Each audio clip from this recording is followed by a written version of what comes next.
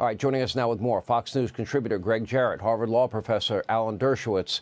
One thing I forgot in my laundry list there, Greg, was, using the dirty Russian disinformation dossier for not one but 4 FISA warrants to spy on candidate Trump, later President Trump. That went on for a full year. But when you look at it all together and then you look at what happened today, I'm 99.999% certain this will get thrown out. But what is your reaction to all of it, big picture?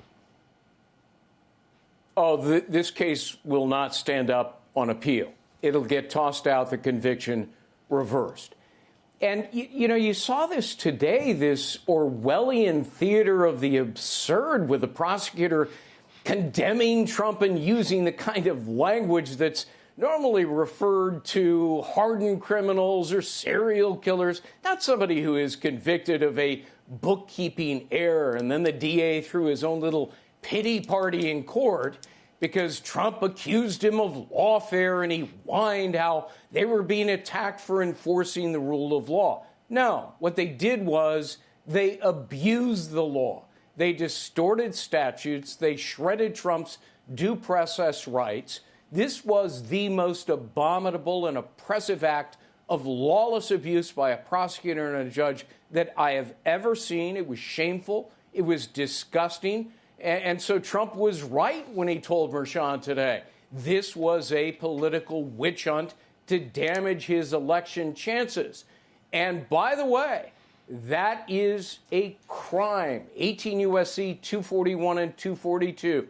Conspiracy against rights, deprivation of rights under color of law. You are not allowed to conspire with others to injure someone's constitutional rights. That is a felony, and I think it's imperative for the incoming Department of Justice to launch a comprehensive investigation into this, because I think there was a lot of collusion going on between these lawfare prosecutors.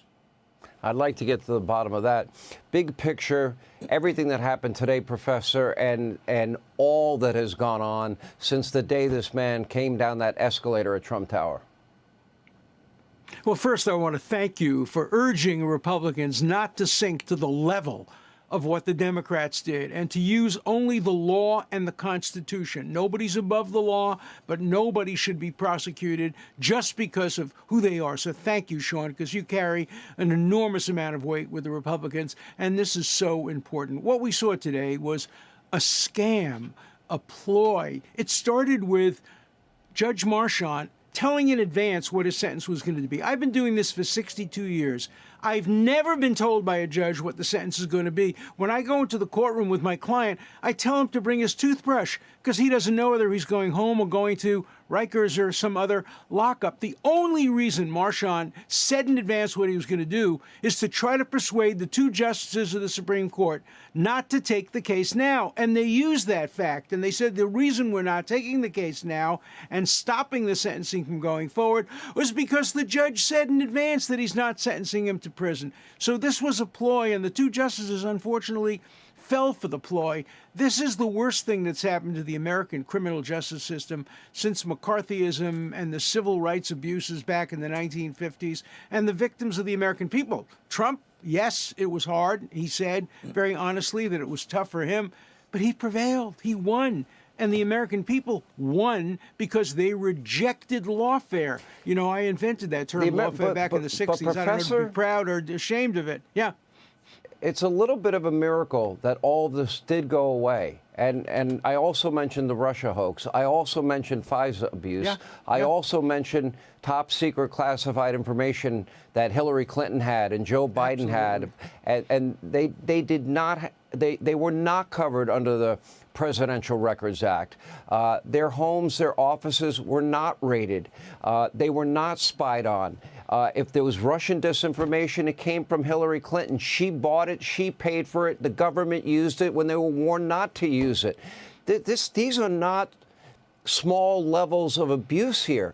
This is systemic abuse of the legal system we're talking about. Weaponization. That's the right term.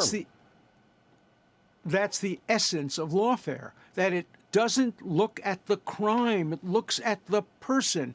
And if it wants to see the person defeated for office, it goes after him. That's Stalin. That's Lavrenti Beria. Show me the man and I'll find you the crime. But they couldn't find the crime. They searched high and low to find the crime in New York. They made him up. They couldn't find one. So they made it up. That's even worse. Yeah. Because it could happen to any of us. Greg. Trump won the lawfare war waged against him because Americans were paying attention, and they're smart, and they saw this for what it was. It was a contemptible weaponization of the law by Democrats to win an election. But in the process, Sean, they destroyed themselves with their own blatant corruption. Voters resented it. They vented their anger at the ballot box. This is the ultimate jury verdict in America.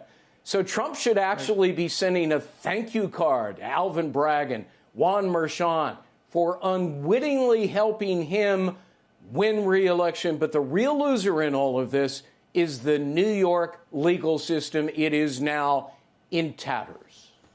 All right, we appreciate you both. Thank you, Gregg Jarrett. Thank you, Professor. We appreciate it. Hey, Sean Hannity here. Hey, click here to subscribe to Fox News YouTube page and catch our hottest interviews and most compelling analysis. You will not get it anywhere else.